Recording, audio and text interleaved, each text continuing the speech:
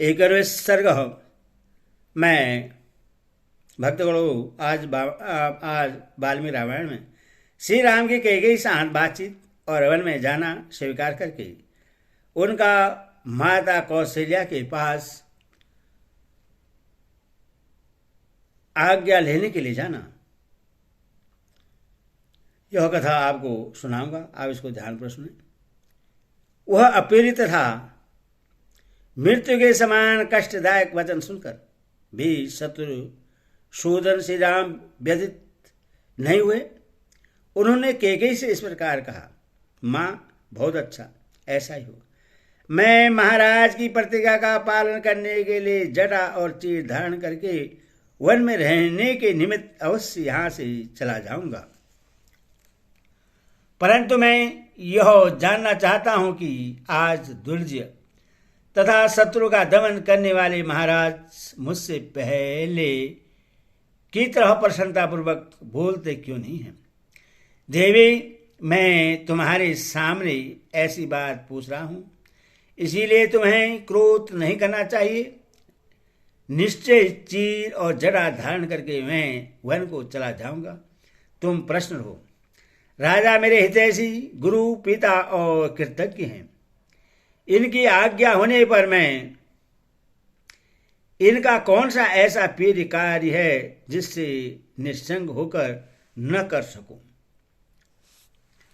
किंतु मेरे मन को एक ही हार्दिक दुख अधिक जला रहा है कि स्वयं महाराज ने मुझसे भरत के अभिषेक की बात नहीं कही। मैं केवल तुम्हारे कहने से भी अपने भाई भरत के लिए इस राज्य को, सीता को, प्यारे प्राणों को तथा सारी संपत्ति को भी प्रसन्नतापूर्वक स्वयं ही दे सकता हूँ।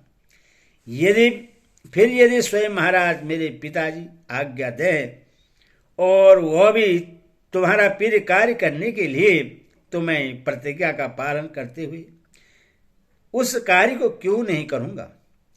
तुम मेरी ओर से विश्वास लाकर इन लज्जाशील महाराज को आश्वासन दो। ये पृथ्वीनाथ पृथ्वी की ओर दृष्टि के धीरे धीरे आंसू क्यों बहा रहे हैं। आज ही महाराज की आज्ञा से दूत शीघ्रगामी घोड़ों पर सवार होकर भरत को मामा के यहाँ से बुलाने के लिए चले जाए। मैं अभी पिता की बात पर कोई विचार न करके 14 वर्ष तक वन में रहने के लिए तुरंत दंडकारण्य को चला ही जाता हूँ। श्री राम की यह बात सुनकर कैकेयी बहुत प्रसन्न हुई। उससे विश्वास हो गया कि ये वन को चले जाएंगे। तब श्री राम को जल्दी जाने की प्रेरणा देती हुई वह बोली, तुम ठीक कहते हो, ऐसा ही होना चाहिए। भरत को मामा के यहाँ से बुला लाने के लिए दूत लोग शीघ्रगामी घोड़ों पर सवार होकर अवश्य जाएंगे। परंतु राम, तुम वन में जाने के लिए स्वयं ही उत्सुक जान पड़ते हो, अतः तुम्हारा विलंब करना मैं ठीक नहीं समझती। जितना शीघ्र संभव हो तुम्हें यहाँ से वन को चल देना चाहिए। नरश्रेष्ठ, राजा लज्जित होने के कारण जो स्वयं तुमसे नहीं कहते हैं, यह कोई विचारणीय बात नहीं है, अतः इसका दुख तुम अपने मन से निकाल दो।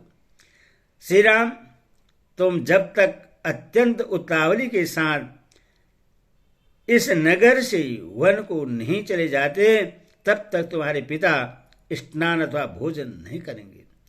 कैकेयी की यह बात सुनकर शोक में डूबे हुए राजा दशरथ लंबी सांस खींचकर बोले, धिक्कार है, हाय बड़ा कष्ट हुआ। इतना कहकर वे मूर्छित हो उस सुवर्ण भूषित पलंग पर गिर पड़े। उस समय श्री राम ने राजा को उठाकर बैठा दिया और कैकेयी से प्रेरित हो घोड़े की चोट खाए हुए घोड़े की भांति वे शीघ्रतापूर्वक वन को जाने के लिए उतावले हो उठे। अनार कैकेयी के उस अप्रिय एवं दारुण वचन को सुनकर भी श्री राम के मन में व्यथा नहीं हुई। वे कैकेयी से बोले, देवी, मैं धन का उपासक होकर संसार में नहीं रहना चाहता। तुम विश्वास रखो, मैंने भी ऋषियों की ही भांति निर्मल धर्म का आश्रय ले रखा है। पूज्य पिताजी का जो भी प्रिय कार्य मैं कर सकता हूं, उससे प्राण देकर भी करूंगा। तुम उससे सर्वदा मेरे द्वारा हुआ ही समझो। पिता की सेवा अथवा उनकी आज्ञा का पालन करना जैसा महत्वपूर्ण धर्म है, उससे बढ़कर संसार में दूसरा कोई धर्माचरण नहीं है। यदि पूज्य पिताजी ने स्वयं मुझसे नहीं कहा है, तो मैं तुम्हारे ही कहने से 14 वर्ष तक इस भूतल पर निर्जन वन में निवास करूंगा। कैकेयी, तुम्हारा मुझ पर पूरा अधिकार है। मैं तुम्हारी प्रत्येक आज्ञा का पालन कर सकता हूं।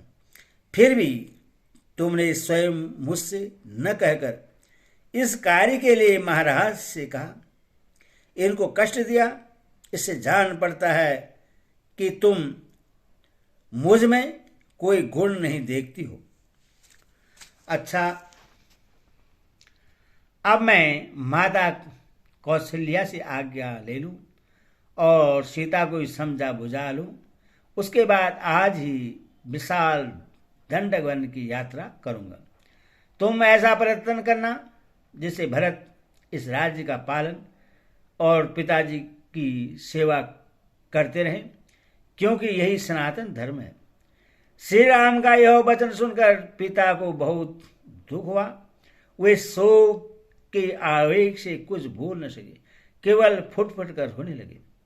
महात्मा श्री राम उस समय अचेत पड़े हुए पिता महाराज दशरथ तथा अनार्य कैकेयी के भी चरणों में प्रणाम करके उस भवन से निकले। पिता दशरथ माता कैकेयी की परिक्रमा करके उस अंतपुर से बाहर निकलकर श्री राम अपने सुहृदय से मिले। सुमित्रा का आनंद बढ़ाने वाले लक्ष्मण उस अन्याय को देखकर अत्यंत कुपित हो उठे थे, तथापि दोनों नेत्रों में आंसू भरकर वे चुपचाप श्री रामचंद्र जी के पीछे पीछे चले गए। श्री रामचंद्र जी के मन में अब वन जाने की आकांक्षा का उदय हो गया था। अतः अभिषेक के लिए एकत्र की हुई सामग्रियों की प्रदक्षिणा करते हुए धीरे धीरे आगे बढ़ गए। उनकी ओर उन्होंने दृष्टिपात नहीं किया। श्री राम अविनाशी कांति से युक्त थे, इसीलिए उस समय राज्य का न मिलना उन लोक कमनीय श्री राम की मेहनती शोभा में कोई अंतर न डाल सका। जैसे चंद्रमा का क्षीण होना उसकी सहज शोभा का अवकर्षण नहीं कर सकता। वे वन में जाने को उत्सुक थे और सारी पृथ्वी का राज्य छोड़ रहे थे, फिर भी उनके चित्त में सर्वलोकातीत जीवन मुक्त महात्मा की भांति कोई विकार नहीं देखा गया। श्री राम अपने ऊपर सुंदर छत्र लगाने की मनाही कर दी। डुलाए जाने वाले सुसज्जित चवर भी रोक दिए। वे रथ को लौटाकर स्वजनों तथा पूर्ववासी मनुष्य को विदा करके आत्मजनों के दुख से होने वाले दुख को मन में ही दबाकर इंद्रियों को काबू में करके यह अप्रिय समाचार सुनाने के लिए माता कौशल्या के महल में गए। उस समय उन्होंने मन को पूर्णतः बस में कर रखा था। जो शोभाशाली मनुष्य सदा सत्यवादी श्रीमान राम के निकट रहा करते थे, उन्होंने भी उनके मुख पर कोई विकार नहीं देखा। मन को बस में रखने वाले महाबाहु श्री राम ने अपनी स्वाभाविक प्रसन्नता उसी तरह नहीं छोड़ी थी जैसे शरद काल का उद्दीपित किरणों वाला चंद्रमा अपने सहज तेज का परित्याग नहीं करता है। महायशवी धर्मात्मा श्री राम मधुर वाणी से सब लोगों का सम्मान करते हुए अपनी माता के समीप गए।